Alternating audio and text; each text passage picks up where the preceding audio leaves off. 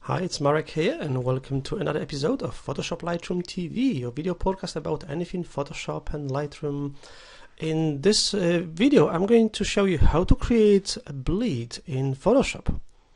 So, say you're working in Illustrator or InDesign. So, for example, if I make a new document in InDesign, and when you create a new document, we can use any preset in here, doesn't matter really. So I go for standard print and A4 size.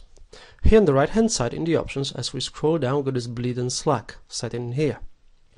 When designing something for print, like let's say designing a cover for a magazine, what you need to do typically is set a bleed around the document. Normally this will be 3mm as a standard, okay, but you may want to talk to your printer.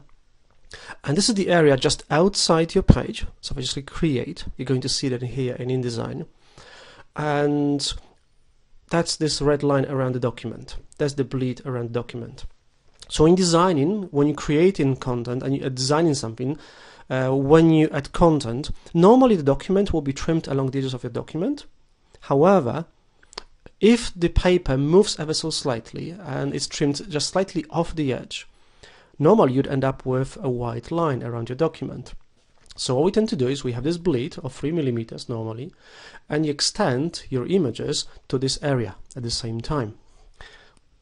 So in Photoshop, if we're making a new document as well, now we don't have this setting for the bleed. So if I make say a print as well document, and I'll go for the same A4 size, I'm going to change the color to CMYK color, and then under advanced options in here, we don't have anything about the bleed. There is no bleed in Photoshop in here as such. So if I created this document in here, and I'm just going to place something into here, so go File, Place, Embedded or Place Link, doesn't matter, and I'll just navigate to one of the images in here. So if I go to the Photoshop course, say, and I'll pick any image in here. So let's say if we go there, pick something like this image, because this is the vertical image, or maybe this one. Say, okay, and we'll make this image the size of the document. So I'm going to resize it. I'm going to make sure it keeps proportions, and I'll just make it bigger. May crop it a little bit, but that's okay. So let's say this image is filling the entire page, and I'll accept it. However, how do we go around this 3mm bleed? Because we don't have a bleed in Photoshop as such. Now here's what we can do. If we turn on the rulers, if they're not showing already, so go View Rulers. We turn the rulers on because we're going to add guides in here. So I'll go to the column on the left hand side, and I'll drag out a guide and make sure it snaps to the document. Okay, so it's 0 pixels. Then I'll take another one on the other side. So say here, it snaps, and then 2 from the top, one on top of the document, it will snap automatically, and one at the bottom here as well. So now we've got the guides, which are exactly the same size as the document. Okay. Now what we can do is make our document bigger. So go to Image, Canvas Size, to make the canvas bigger, not the actual image. And I'll switch to millimeters. I don't want to calculate these numbers, so I'm going to tick Relative, which allows you to add certain number of pixels or millimeters, centimeters. And I'm going to add 6mm on the width, 6mm on the height. It's 6 because it's 3mm each side. So it's 3, 3, 6. And I'll click OK, which will give us this bleed area in here. Now, if I don't want to see the image behind it in here, what I could do is I could just make a new layer here on the top, which would be my mask. And I will draw a rectangle, which fits inside this section. That's the size of the page. Again, it's going to snap. And then I'm going to inverse this selection and fill it with white. So go Edit, Fill, White, because I've got a white background color in here. Choose white and click OK. And then deselect it. And I'm going to lock this layer as well, so don't accidentally change it.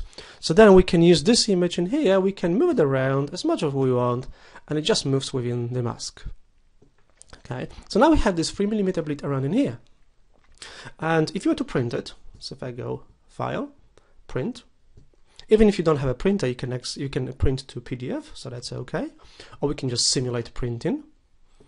So if I change the paper to be vertical, okay. Let me just zoom out a little bit on this page. So I'm going to zoom out just so we can see this area here. And I'm just going to scroll down in here. I've got this printing marks section where we can add the corner crop marks. Okay, these crop marks here in the corner. Okay. We can also add a center crop marks. And they'll just appear around the outside of the document in here. Yeah, so you can use it as well. So back to our document, I'm just going to click done for now. So Photoshop remembers. Now you can treat this as your template. And all you need to do is just place different images, or you can even edit this image. So say I could just double click this image to edit it, and or in this case I'm just going to place an edit. So if I place a different image in here, which will go on top of the previous one, so I can take another image, let's say this one. I'll just end up inside, and I'll just make it a bit bigger. It will still fit inside of a frame.